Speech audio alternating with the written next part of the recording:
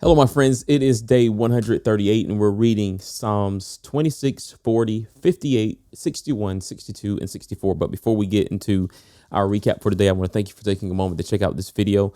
Hopefully, you're finding the yearly Bible reading plan to be very helpful, very exciting, and something that you can follow very easily. If you have not yet accepted the invitation, please make sure you check out the description box below, and there you'll find the link that would take you directly to the YouVersion Bible app, where you can join a community of readers reading the Bible every single day and leaving feedback on the things they're learning from God's word. So we hope you'll join us, and we know we'll be blessed as much as we hope you will be blessed through your participation and involvement. So today, guys, we're reading in the Psalms once again, and we have been back and forth for, I guess this is going on 3 weeks now, maybe a little longer than that, between the books of Samuel and the book of Psalm. And this is because we're reading in the time of David, who is one of the largest contributors, maybe the largest contributor to the book of Psalm. And it's incredibly helpful to see how he is writing through every stage of his life. If you remember when we started reading about David and the Psalms that we read at that particular time, you can see how they're changing and how they're shifting and how things are, the tone and the purpose is now all a little different. And it's because we're reading about a change in David's life. I am firmly convinced now at this point in our reading that the David that we discovered at the beginning of 1 Samuel is a different David now. I think what happened with Bathsheba has changed him. I think what he had to experience and what he had to go through with his son, Absalom, it changed him. It did something to him. He doesn't seem like he's the same person as he was before. And we see the readings of the Psalms they actually depict that. So we started with chapter 26.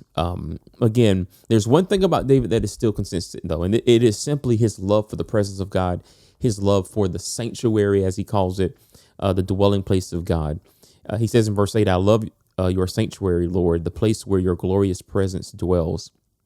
And then he says, and you can see how, he's kind of reacting to some of the things he's dealing with from like Absalom and some of the other individuals. At least this seems to fit with this period in his life. And he says in verse 9, don't let me suffer the fate of sinners. Don't condemn me along with murderers. Their hands are dirty with evil schemes, and they constantly take bribes. But I am not like that. I live with integrity. So redeem me and show me mercy. And when I read that, I was like, that's pretty interesting, because let's just be honest. David doesn't have a clean slate. He's not the perfect guy. He had his share of mess ups. But when you read this psalm, it seems as though he's saying, Lord, I know I'm wrong. I know I'm bad, but I ain't as bad as them. And when we read the New Testament, we obviously find issues with that, right? I mean, you see that David, or Jesus rather, kind of teaches how individuals can be self-righteous and think that they're not as bad as other people, but in actuality, they are just as bad. But, this is just, I want to say how, I'll put it this way. Psalm 26 shows us just how human the people that we're reading about, how human they were.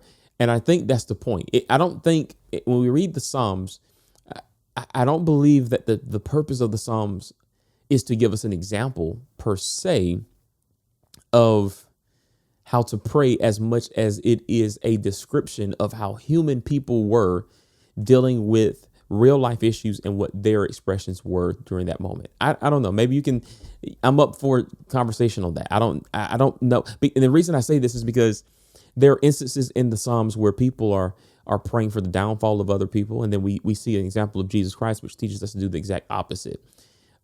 So I don't know if we can safely say that every psalm is an example to us, but it is a description of every person's humanity.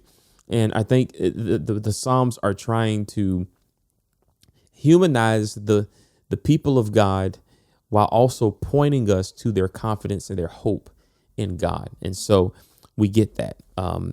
That's ultimately what we can take away from this psalm, if nothing else. So we kept on reading. We read chapter 40. And in chapter 40, we were able to see another psalm of David. I love the way this psalm opened. It says, I waited patiently for the Lord to help me, and he turned to me and heard my cry. That line was just, man, it was just good to me. Because and the reason I felt that it was so good is the part where it says, I waited patiently. There's another Psalm that we read this week that had a similar reference. It was actually in chapter 62, where it said, I wait quietly. So I just felt that there was some value to the way David is writing about his wait. And again, this relates to the time of life that David is in. Waiting patiently, waiting quietly is probably not the best way to describe the way that David moved in his earlier life.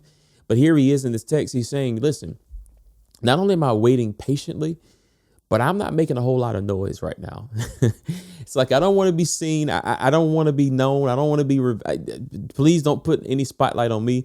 I'm not worth seeing. And so, but I am waiting on the Lord. My confidence is still with him. And I still do believe that he will come through. And so in chapter 62, he says, I wait quietly rather before God, for my victory comes from him. And so you can always see that his hope and his expectation is towards God, who he believed would bring him through. And so